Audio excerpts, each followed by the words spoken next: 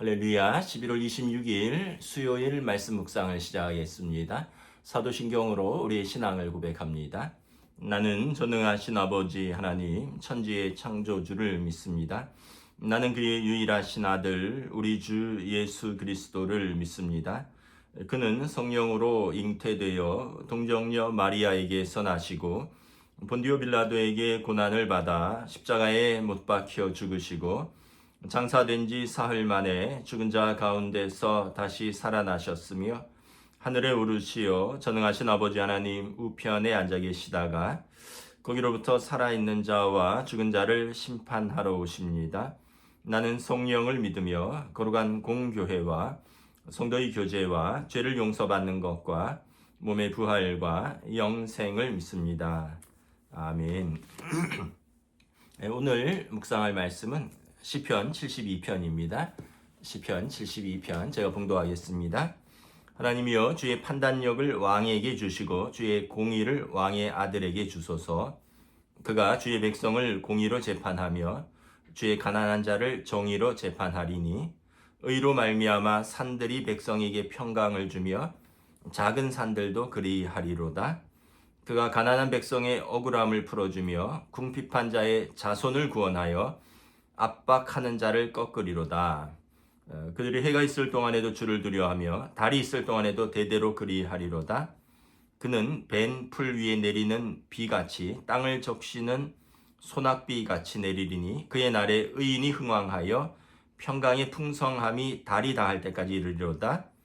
그가 바다에서부터 바다까지와 강에서부터 땅끝까지 다스리리니 광야에 사는 자는 그 앞에 굽히며 그의 원수들의 티끌을 핥을 것이며 다시스와 섬의 왕들이 조공을 바치며 스바와 시바 왕들이 예물을 드리리로다. 모든 왕이 그의 앞에 부복하며 모든 민족이 다 그를 섬기리로다.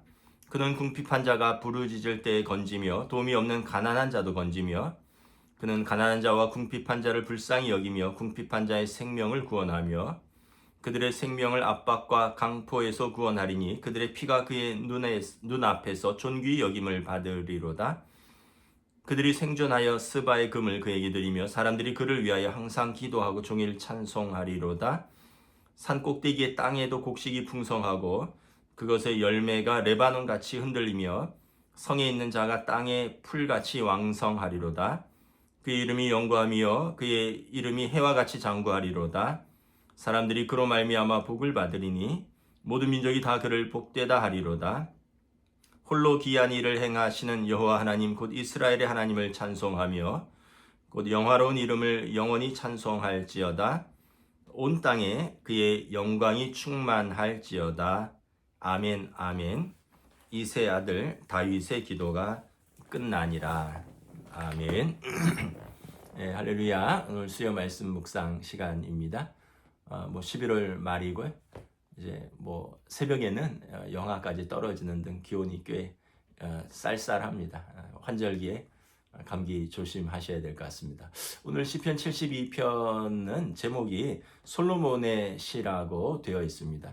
그런데 내용의 마지막에 보면 이세 아들 다윗의 기도가 끝나니라 이렇게 되어 있습니다. 그래서 많은 학자들은 다윗 왕이 아들 솔로몬을 위하여 지은 시로 이렇게 연구하고 그렇게 알려져 있습니다. 물론 이제 솔로몬 왕이 지혜가 아주 풍성하죠. 그래서 솔로몬 왕의 어떤 오늘 말씀에도 보면 시바의 금을 이렇게 가져오고 이런 걸로 봐서 솔로몬 왕의 시로도 볼 수 있지만 하나님의 공의, 하나님의 마음, 하나님의 뜻을 가장 잘 아는 사람은 다윗 왕이었기 때문에 그러한 왕이 되라는 그 아들에 대한 기도가 아닐까 이런 생각을 합니다. 그런 의미에서 오늘 내용은 이상적인 정치, 이상적인 왕, 이상적인 지도자는 어떤 사람일까 이런 생각을 합니다. 원래 과거에서부터 지금까지 참 이상적인 왕이 참 필요하죠. 중국에서는 요순 시대라 그러잖아요. 요순 그 시대에 이제 나라가 태평성대를 이루었다. 백성들이 편안하고 또 전쟁이 없고 억울한 자가 없고 또 이 다윗 왕 시대를 이스라엘 역사에서 가장 평안한 시대라고 합니다. 다윗 왕이 이제 왕이 되고 나서 그가 하나님의 뜻 가운데 나라를 통치하는, 물론 이제 솔로몬 왕도 초반에는 그랬지만 후반에 이제 여러 가지 정치적인 이유로 이방 공주들과 결혼을 하면서 이방 문화가 들어오고 이방 종교가 들어오고 이러면서 어지럽혀지고 혼탁해지긴 했지만 어쨌든 다윗 왕 솔로몬 시대입니다. 그래서 어떤 이 시대가 참 어렵잖아요. 뭐 우리나라도 정치적인 격동기를 겪고 있고, 뭐 여야, 뭐 진보 보수의 갈등, 세대 갈등, 뭐 젠더 갈등. 근데 우리나라만 그런 게 아니더라고요. 지금도 일본도 보면 아주 극우 여성 총리가 지금 정권을 잡아서 지금 중국이랑 아주 뭐 굉장한 갈등 속에 있죠. 또 뭐 프랑스 같은 경우도 지금 굉장히 갈등 가운데 있습니다. 또 뭐 캐나다나 또 중남미도 그렇고 이게 지금 전 세계적인 현상이 좀 그런 경향이 있고요. 아마 제가 볼 때는 앞으로는 또 그럴 가능성이 있다고 봅니다. 일단 미국이 그러고 있거든요. 미국의 트럼프 대통령이 그 마가 Make America Great Again, 미국을 다시 위대하게 이러면서 자국 우선주의로 해서 지금 뭐 정치, 경제, 군사 뭐 이런 쪽에서 아주 자국 우선주의로 하면서 이제는 어떤 세계의 평화나 세계의 질서보다는 자국의 이익, 자국의 어떤 우선이 가장 최고의 가치가 된 시대에 이제 그런 정치인들이 각 나라의 지도자들로 세워지면서 지금 전 세계는 지금 뭐 각자 도생의 시대 속에서 이제 좀 분열이 있을 것이라고 보고 있는 것이죠. 그래서 오늘 우리가 말씀을 통해서 정말 이상적인 지도자, 그래서 하나님께서 원하시는, 그리고 백성들이 원하는 그런 나라는 어떤 나라인가? 1절, 2절에 보면 먼저는 그 왕의 공의가 필요합니다. 1절에 주의 판단력을 왕에게 주셔서 주의 공의를 왕의 아들에게 주소서. 주의 백성을 공의로 재판하고 주의 가난한 자들을 정의로 재판하게 하소서. 그래서 의로 말미암아 백성들에게 평강이 주어진다라는 거죠. 공의라는 것은 무엇이냐면 옳은 것은 보상하고 옳지 않은 것에 대해서도 이제 어떤 마땅한 심판을 통해서 모든 나라와 모든 어떤 사회 질서, 모든 백성들이 공의가 이제 이 땅 가운데 질서구나라는 것을 깨닫는 거죠.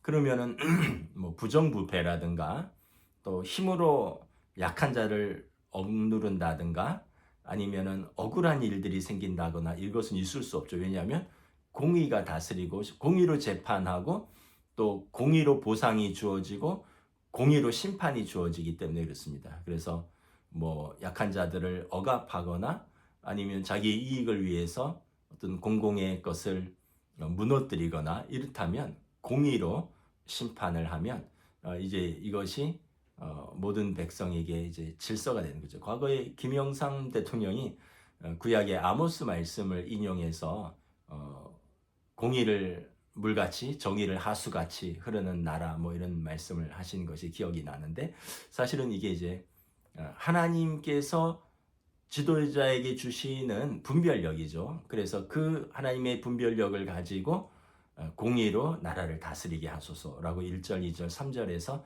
기도하고 있습니다. 아마 솔로몬 왕이 처음에 왕에 오를 때는 그랬을죠.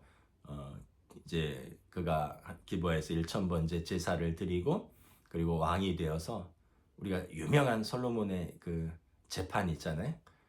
두 여인이 한 아이를 데려와서 서로 자기 아이라고 할 때 왕에게 하나님이 지혜를 주셔서 공의로운 판결을 함으로써 모든 백성이 왕을 두려워하고 왕이 통치하는 이 이상적인 정치, 하나님이 주신 지혜로운 나라를 통치하는 왕의 지혜라고 칭송을 한 바가 있는 것입니다.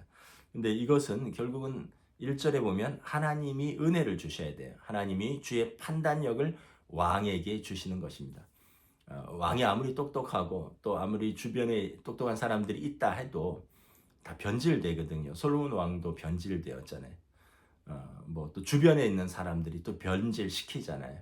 그래서 하나님이 주시는 은혜다. 그리고 이 은혜를 왕이 잘 받들 때 백성이 평안하다.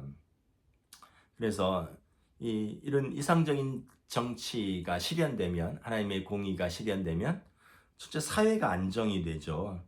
뭐 2절, 4절, 뭐 12절, 뭐 13절 이런 데 보면 사회가 안정됩니다. 특별히 그 하부 구조, 약한 사람들이 이제 안전한 시대가 되는 거죠. 여러분, 건물은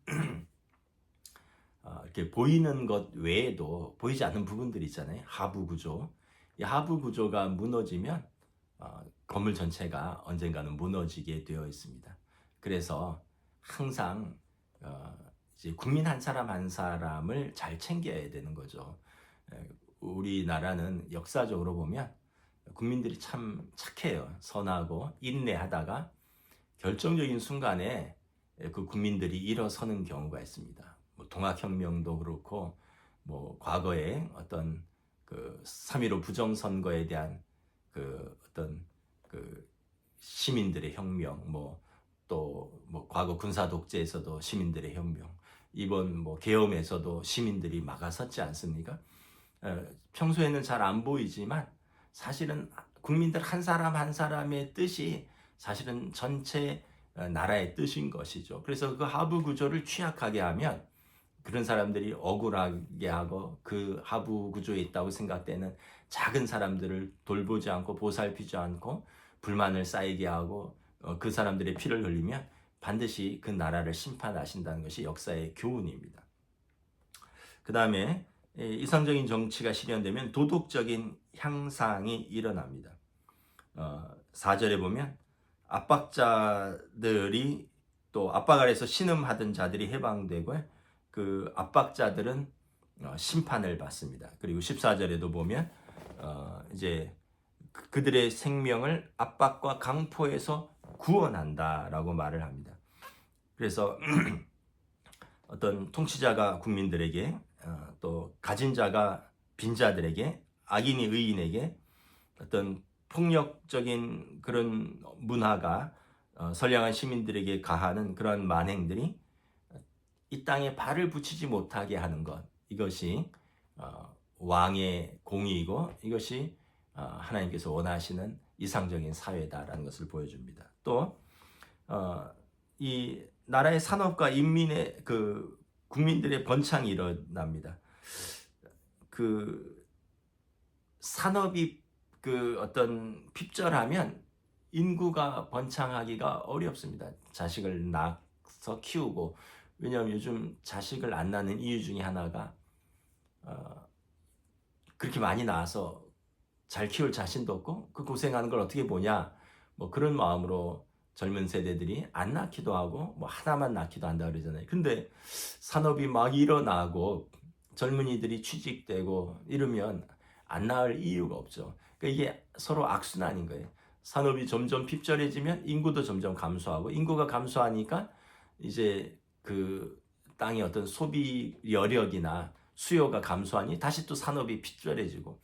근데 이제 정치를 잘하면 그 왕이 공의를 베풀고 또 이상적인 사회가 구현되면 이제 공의로운 사회가 되니까, 정의로운 사회가 되니까 이제 분배도 잘 일어나고 산업도 일어나고, 그러면 이제 자녀들도 낳게 되고, 이게 이제 같이 또 비례적으로 상승하는 것이죠. 그래서 참 정치가 참 중요하다. 그다음에 평화가 정착이 됩니다. 3절에 보면 산들이 백성들에게 평강을 주며 작은 산들도 그러하리라.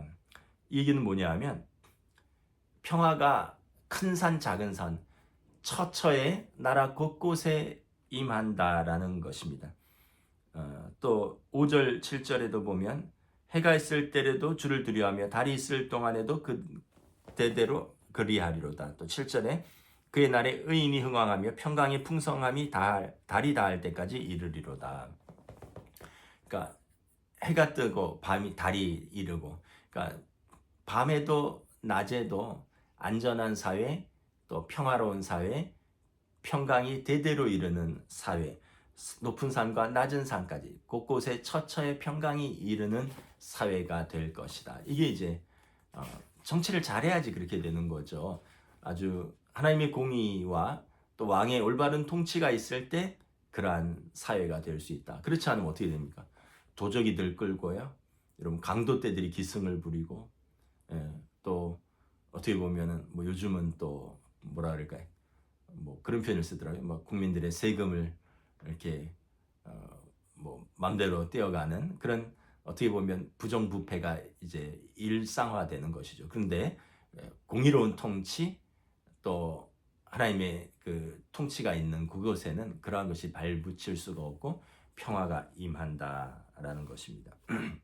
그래서 이상적인 그 정치의 궁극적인 목적은 결국은 이제 메시아가 오시는 나라를 기다리는 거예요. 사실은 다윗 왕도 왕이었지만 그도 사실은 전쟁을 많이 겪었고, 또 사실은 사랑하는 아들, 또 신하들이 배신을 한 적도 있거든요. 솔로몬 왕 때도 태평성대를 누리고 나라가 평안했지만 또 반면에 마지막에 어지러웠거든요. 그래서 결국은 이것은 메시아 왕국을 기다리는 시기이기도 합니다. 하나님의 아들, 그가 나라와 권세와 영광으로 임하셔서 하나님의 공의로 백성을 다스리시며 온 땅에 평강이 이르는 그 나라를 소망하고 있는 것입니다. 결국은 우리는 두 가지를 위해서 기도해야 되지 않을까 싶습니다. 첫째는 이 땅의 정치인들이 뭐 하나님 경외는 뭐 둘째치고 정말 하늘과 백성들을, 국민들을 두려워하는 마음으로 공의로운 정치를 펼 수 있도록 기도하고요. 두 번째는 우리가 주의 나라가 임하기를 위해서 우리가 항상 기도하는 것입니다. 기도하겠습니다. 하나님 은혜를 감사합니다.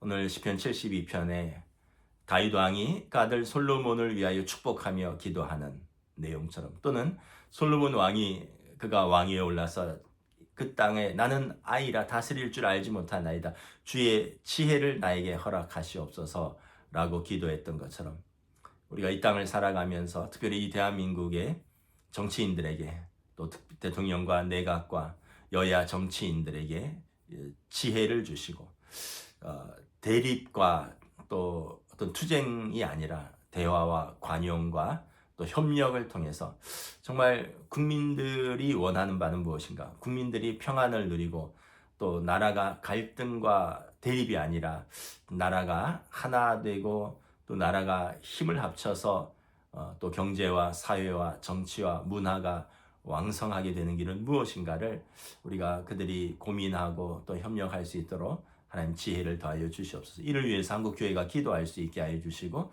한국교회가 앞장서서 분열을 일으키는 집단이 아니라 우리가 앞장서서 평화를 주장하는 하나님의 공동체로 세워주시고, 이 땅에 주의 나라가 임하기 위해서 우리가 기도하며, 가까이에서는 우리 가정에서 각자의 가정에서 하나님의 통치가 임하고 평강이 임하며, 우리 교회에 하나님의 통치가 임하며 평강이 임하며, 그리고 전 세계에 하나님의 통치와 하나님의 평강이 임하도록 기도하는 사명을 또 감당할 수 있도록 인도하여 주시옵소서. 감사를 드리오며 우리 주 예수 그리스도 이름으로 기도드리옵나이다. 아멘. 네, 말씀을 마치겠습니다. 또 쌀쌀한 날씨에 건강 조심하시고 또 3일간 평안하십시오.